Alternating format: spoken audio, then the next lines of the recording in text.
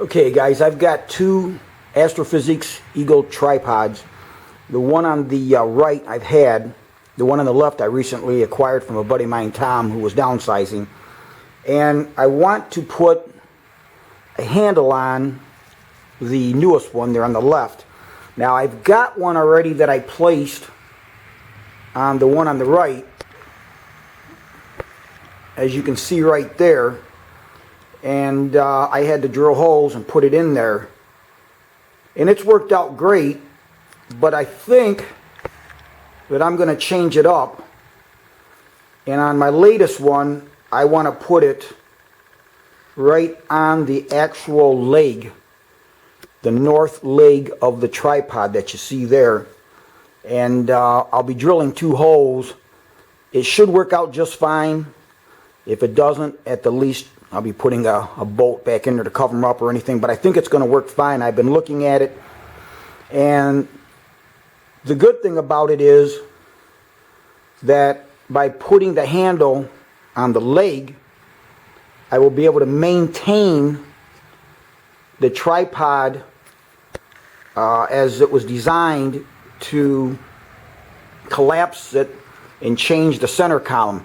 Whereas the one on the right, I've made modifications to it anyways, and so it can no longer collapse and move the center column up and down, which isn't a big deal, but I want to keep the one on the left so it maintains that.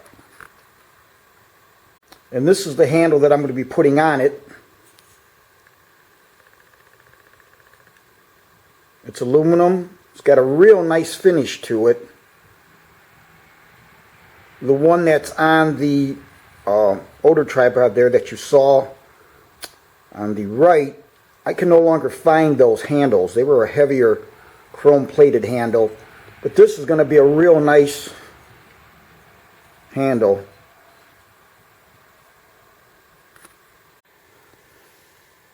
Okay, this handle, if you're interested, is made by a company called EPCO, Engineered Products Company, and it's the wire pull MC428-A.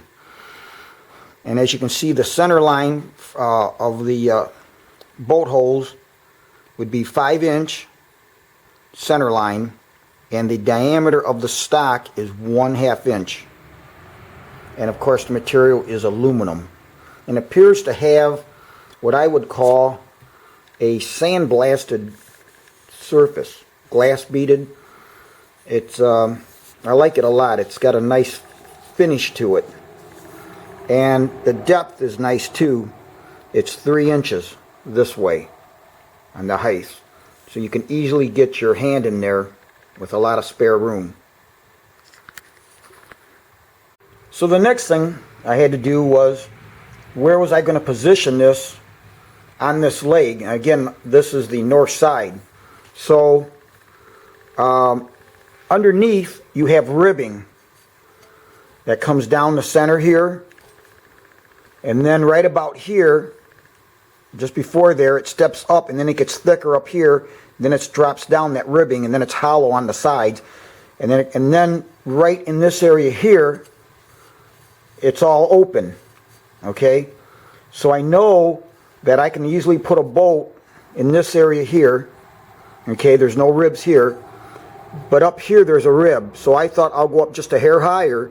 And when I checked the balance of this with the 8-inch extension, it worked out good here. But even with the extension off, this will still be adequate for carrying it.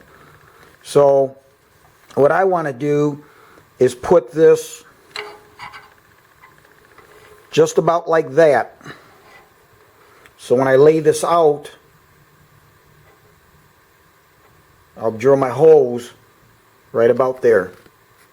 Now before I actually do anything else with this handle, this is how they come. Okay, each one, and I ordered some extra ones because I've always got projects and stuff going on and I like the handle, so I thought I'll get some extras. But what I have to do here is they come with 832 bolts. and I'm sure that it's adequate, but I wanted to use 1/4-20s. Okay, so these are the 832s, plus they wouldn't be long enough, which is no big deal. I could buy what I needed, but instead of the 832, I wanted to go with something, which I've already done this one. I wanted to go with 1/4-20. You probably can't tell the difference, but now I'll show you what I did. So it's real simple to do. So what I did, the first thing I did was I needed to drill back deeper into the handle. So as a guide, I was going to actually use the threads, the internal diameter of those threads. So I took a drill bit that fit pretty decent. It's 5/32. So what I did is I took a 5/32 drill and drilled out using those threads kind of as a guide to get you in there straight and parallel, instead of just going to the proper drill that I needed for the tap drill size for 1/4-20. I did that, and then I went back a distance. I measured it and went back that distance on both of them. Then obviously you need to, be in a smaller hole like that, always make sure you're pulling it out and letting the chips be removed as you go along. And then before we tap it, make sure you blow the hole out very well with air compressor, and use your shop air. Make sure that it's clean. So after you do that, the next step is to use a number 7 drill and chase both of those holes and make them bigger. Now, we're going to be using a 1/4-20 bolt, so a number 7 is what they recommend for 75% depth of thread. But if you don't have a number 7, don't worry about it. You can use a 13/64. So take the drill and just chase back. Now this will go real easy, this one, because all you're going to do is take out those threads and go back to where it bottoms out, where you stopped on the last hole with your 5/32, and you're ready to tap it. And then make sure you blow the holes out so that there's no debris in there. So to accomplish the next step, you'll need a T-handle to put your tap in, 1/4-20 tap, and I use some aluminum lubricant. If you don't have any, you should be fine. And then you'll use that to tap the hole. Now when you do this, you know, you're going to be going into a blind hole. So as you start this, it'll start, if you've never done this before, and I do this just in case you've never done this before, but you'll put it in there, try to keep her parallel, and then start it, back off. I would recommend half turns at a time. Start it, back off. You want to break that chip, and keep doing that. And then maybe after every 1.5 turns, pull it back out, blow off the chips that are going to build up on your tap, and then also the hole that you're tapping. Because again, this is a blind hole, small diameter. The chips are they're gonna build up, and you don't want to snap a tap. If you just keep going, you just can't keep turning and turning and turning. So by backing off and then back and forth, you're breaking the chip. And again, make sure you take it out so that and blow it off so that the debris is cleaned out. And then once you go to the bottom, you'll feel it. Now both sides are done, and now you've got the 1/4-20. Again, not something you have to do. That was just me. I don't know if I'd sleep nights without it being 1/4-20.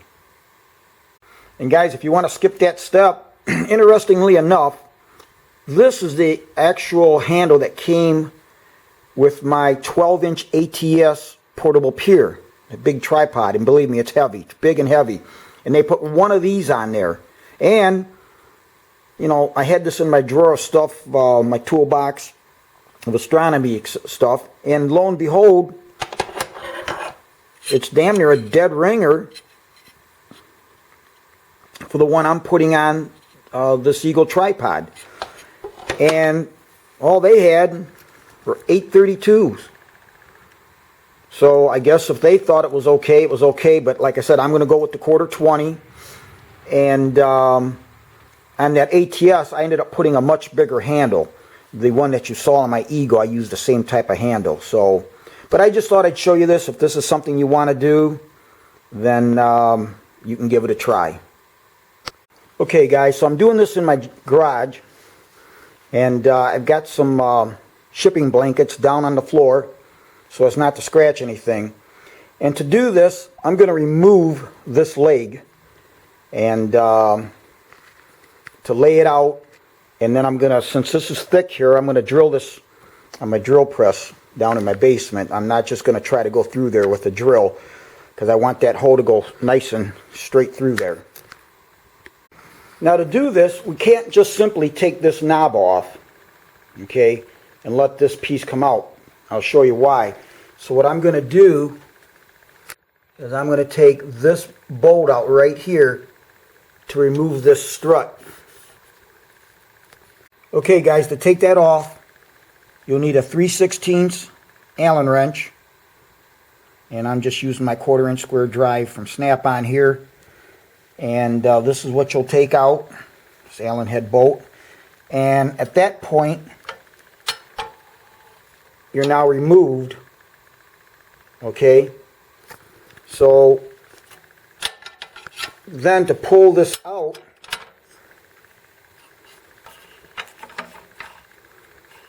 we'll take this off, this knob. Okay, and when I flip this over, I'll show you, but this actually rides in a groove. Well, maybe I can do it while I'm holding the camera here. But when you bring this up, then it comes out of a groove. You can see that it's got a dovetail cut in it. Really, really cool. See that dovetail? And so that's what keeps this attached to the leg, so that when you do loosen that knob, the leg doesn't pull away. It'll stay attached to that strut. So that's why I had to take that bottom piece off. So next we're going to remove it where it anchors up here at the top.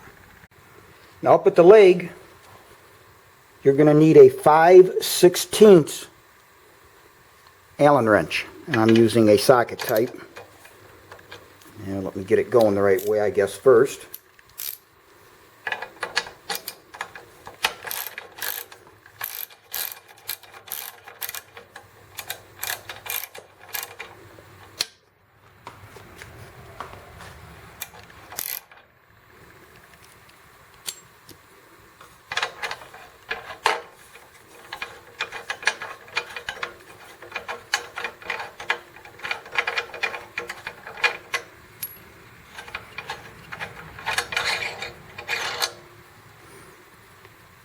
So you've got that. That leg should come out of there. It's probably just snug.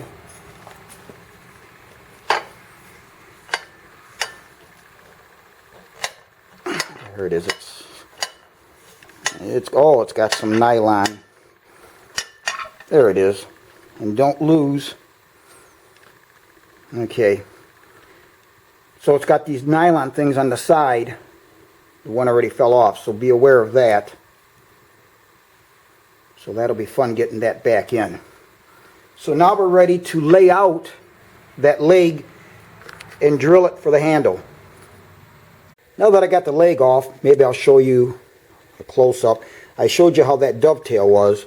So back in here, the dovetail, let's see, it ends right about here.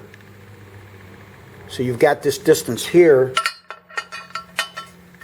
that you can put this up here. Hang on a second. You got to go back here. Yeah, let me get it up to where I can see what I'm doing. There it is. And then as you pull it forward, it catches in the groove. Very nicely designed. So that keeps it captive. Again, so that when you loosen up this knob, it just doesn't fall away from the leg. it stays there, and then you can take it out like that. So if we take a look, I had said that I wanted to put it on something like this.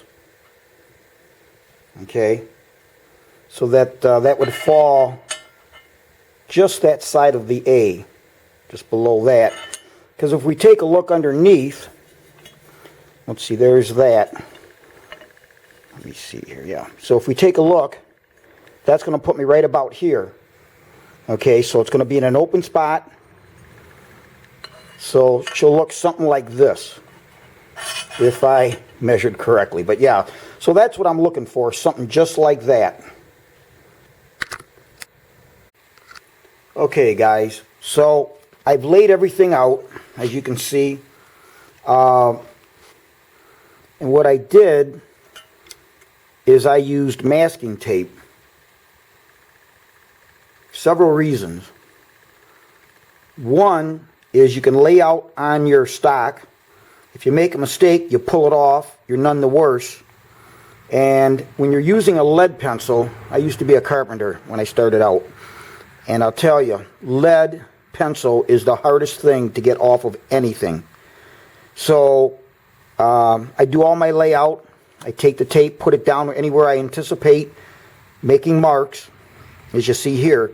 When I'm done, I just pull the tape off, and all I have are my center holes that I made, my punch marks. So what I did is I knew, after looking at this, I knew I wanted to start right about here. I decided to go somewhat in line, bring it down just a hair, somewhat in line like that with these ends, okay? So then I measured here to find out what the center was.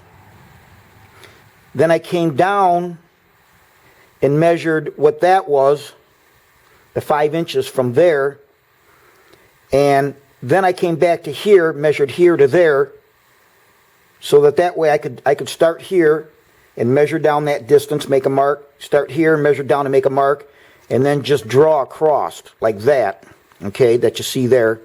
So now I've established there's 5 inches in between there, because the specs are 5-inch centers. Okay, so we've got that established. And then I started out with a prick punch, which is basically a center punch with a steeper grind on it. And I did that very carefully, made a mark, then made another mark, and then because these aren't center punches, you don't beat on them. But a couple times I made several taps to get a nice indentation on both of those. Then I follow that up with a center punch, and then go in here and give it a nice wrap. Obviously, before I do any of that, I'm always checking everything. So, right or wrong, here's what I've got. So, let's see what we have here. So now, we'll pull our tape off. You see how easy it is, okay? And you can see the 2 marks that I've got. That's where I'll be drilling. And then another thing I always do to get the tape off easy, you can see how I rolled it back here, so it comes off easier. You've got something to grip onto. And if I didn't screw up too bad, this will work out. Now I'm going to go down in the basement where I have my drill press, and I'll drill 1/8-inch hole. Well, I'll use a center drill, which is a stout drill, and I'll get it started.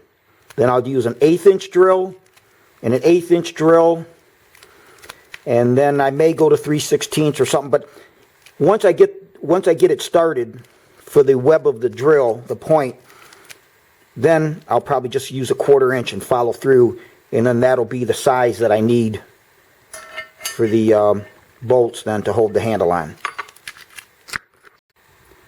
Alright guys, I got her drilled, and did that on my drill press because this is thick. You want a nice straight bore through there. Now what I did is I started out with a 9/64 drill bit and then went right away to a 1/4 inch. Let's see what that looks like. Real happy with it. Now these holes, once you're done and you drill it, it'll leave a little bit of a burr top and bottom. You want to use a router burr, and that simply goes in there and you go around like that, and that blade follows, and it just cleans that up, gets it nice and smooth. So here's what it looks like on the bottom, and here's what I was talking about here in the open. So it looks really centered. Yes, I did pre-try the handle, and it fits really nice. So it all comes down to just careful measuring, like I showed you. It's not a hard job. It's taken me longer because I'm shooting a video, you know, and it takes time to do it. But there might be some people that wouldn't be sure how to do this, so I just thought I'm showing you the process in case you want to do it to your own and put that handle on. Alright, so I'm going to get ready to put this handle on. Now what I want to do is I'm going to take a little bit of white lithium grease, since it's dissimilar metals. I'm going to put it on with a toothpick. I keep toothpicks around. This is good for mixing small quantities of epoxy, two-part epoxy, just a multitude of things. So you want to be real careful, and I just want to go in here like this and put some on. So that way when the bolt goes in there, a little too much there. When the bolt goes in, it'll drive that back in, coat the threads. Well, a little too much there. We don't want to get too much. I don't want to get it all over.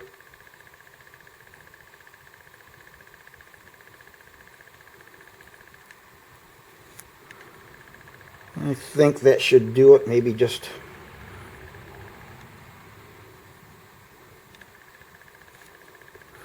Alright, I will wipe that off and we will put them on. Okay guys, I'm ready to put this on. I'm going to be using a 2-inch and a 1-inch socket head cap screw, and I'm going to be putting a lock washer, then a finish washer. And on the finish wash, whenever you get a washer, you'll see that the one side is where it was punched out, and then the other side's really smooth, the tear out. I always put the very smooth side of the washer up against the work. Alright, so let's see. Let me...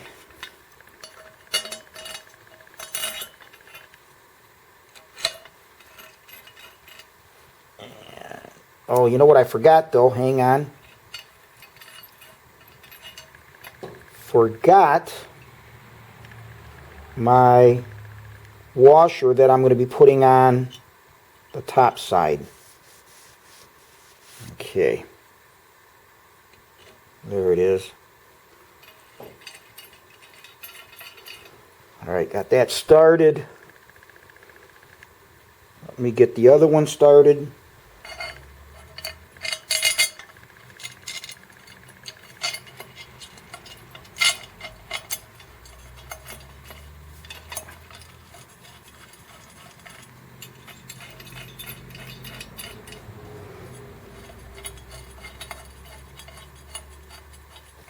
Okay. And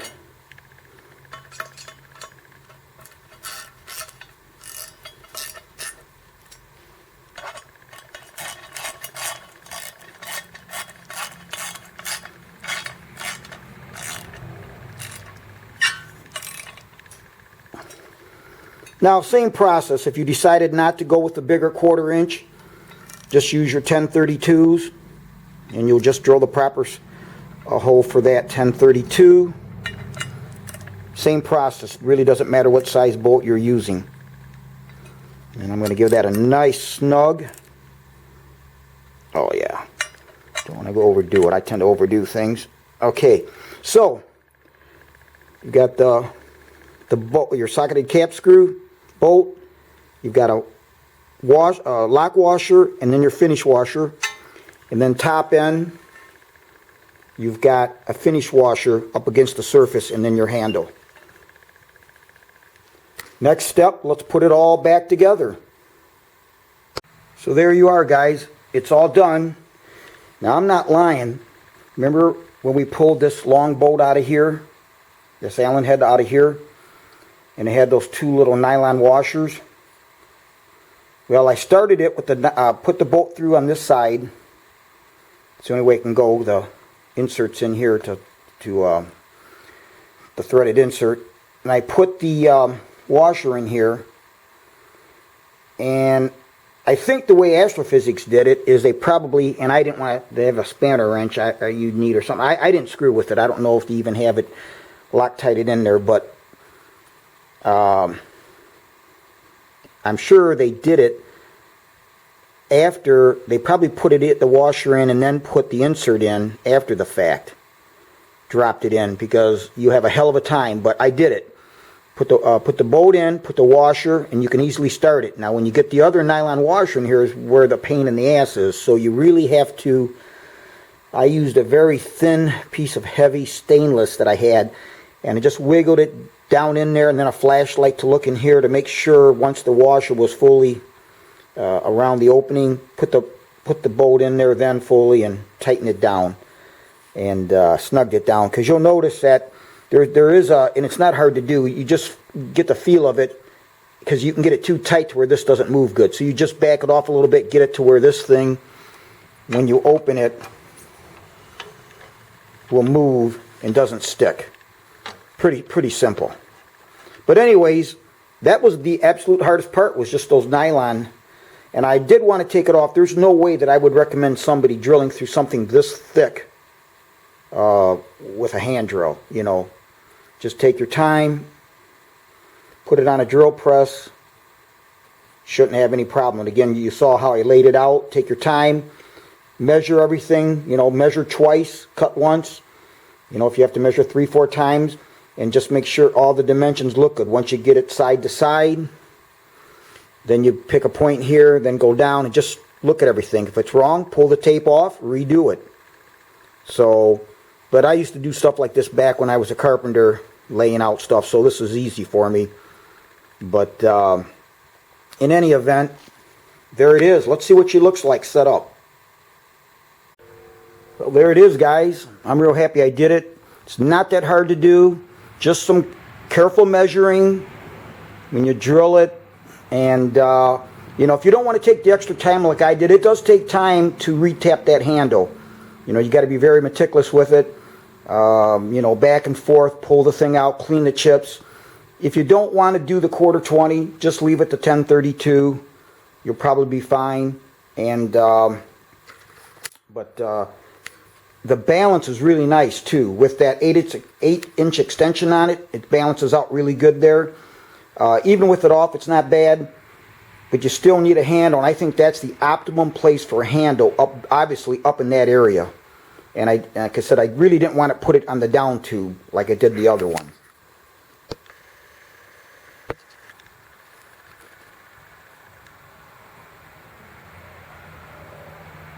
Another good thing about this handle, the depth of it works out really nice with heavy gloves. You can easily, plenty of room to get a heavy glove or mitten in there and still be able to lift up on the tripod.